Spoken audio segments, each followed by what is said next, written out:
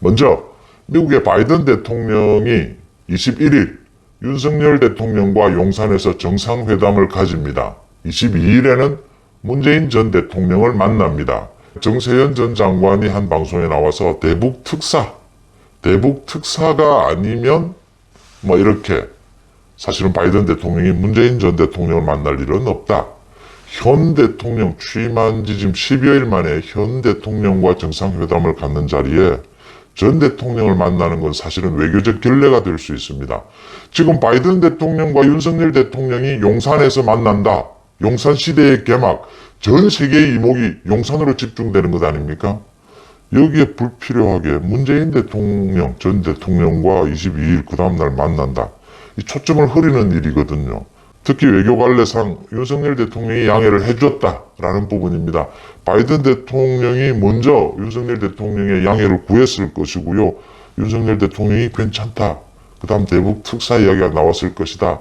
이 부분과 관련해서 권영세 통일부 장관 인사청문회 자리에서 권영세 통일부 장관도 문재인 대북 특사에 대해서 검토해 볼 만하다 이런 입장이었습니다. 윤석열 대통령의 양해하에 바이든 대통령이 22일 문재인 전 대통령을 아마 서울이 아닐까 만난다라는 부분, 대북 특사 또는 뭐 대북 김정은과의 어떤 정보 뭐 이런 부분들 협의가 있지 않을까 이렇게 보입니다. 이 부분 꼭 윤석열 대통령이 이런 결정을 할 필요가 있었을까? 양해를 할 필요가 있었을까? 윤석열 대통령과의 초점이 맞춰지는 것이 맞지 않았느냐 이렇게 생각하시는 것들, 이 부분에 대해서 좀 반대하는 의견도 많습니다. 근데 저는 그렇게 보지 않습니다. 이게 지금 통합의 정치, 윤석열의 통큰 정치, 통큰 스타일과 관계가 된다. 이 통합의 정치와 관계가 된다라고 하는 부분입니다. 문재인 정권, 문재인 대통령에 대해서 위법, 불법 사항이 있는 부분에 대해서는 철저히 수사해야 합니다. 그건 불가피한 부분입니다. 그 이외의 것은 가능하면 양해해주고 배려해주는 것이 좋다라는 겁니다. 두 가지가 있습니다. 하나는 문재인 대통령과 관계되는 부분, 하나는 이재명 후보와 관계되는 부분입니다. 이 두 가지가 묘하게 앞으로 정치적으로 어느 게 앞서거니 뒤서거니, 문재인이냐 이재명이냐, 어느 수사가 먼저 되느냐, 어느 수사가 더 강도 있게 진행이 되느냐, 이건 그 죄질에 따라서 달라질 부분이지 뭐 다른 뭐 개입할 여지는 없습니다. 이런 부분에 따라서 민주당이 쪼개질 수 있느냐, 또 뭐 정치 보복 주장이 나올 수 있느냐, 뭐 여러 가지가 어마어마한 변수들이 도사리고 있습니다. 이럴 때 문재인과 이재명에 대해서 윤석열 대통령은 적폐 수사는 검찰, 경찰에 맡겨두는 겁니다. 윤석열 대통령과는 관련이 없는 부분입니다. 언제나 선을 그어왔죠. 그 이외의 부분, 특히 뭐 대북 특사나 북한의 코로나가 창궐하고 있고 뭐 이런 여건에서 바이든 대통령이 문재인을 대북 특사로 현실성이 높지 않다라는 부분입니다. 여러 가지 북한에 대한 정보 이런 부분이면 몰라도 문재인을 대북 특사로 활용할 만큼 지금 현실적으로 가능성이 높겠느냐, 뭐 그런 부분이 논의될 수는 있다. 준비될 수는 있다. 이런 부분에 대해서 윤석열 대통령이 아주 통 크게 뭐 초점이 좀 흐려지더라도 뭐 문재인 전 대통령 필요한 부분이 있다면 만나시라.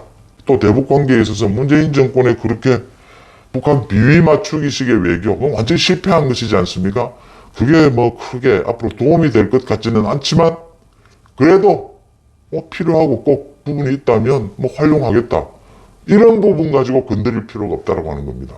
그 다음 5.18 행사에 윤석열 대통령을 비롯해서 국민의힘 국회의원들이 전원 참석한다. 물론 뭐 바쁜 일이 있는 사람은 빠지겠지만 전원 참석을 하는 걸 원칙으로 한다. 굿 아이디어라고 봅니다. 정말 뭐 이런 이야기가 과거에도 있었습니다.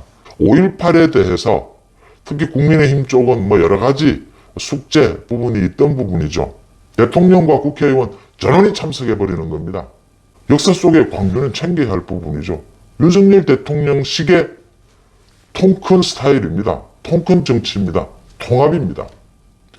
시정연설을 하러 들어가면서 야당을 더 챙겼다. 윤석열 스타일입니다.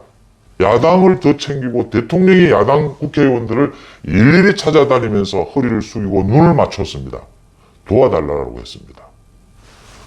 뭐 구체적으로 한덕수 총리 인준, 지금 민주당은 이러지도 저러지도 못하는 상황입니다. 앉지도 서지도 못하고 있습니다.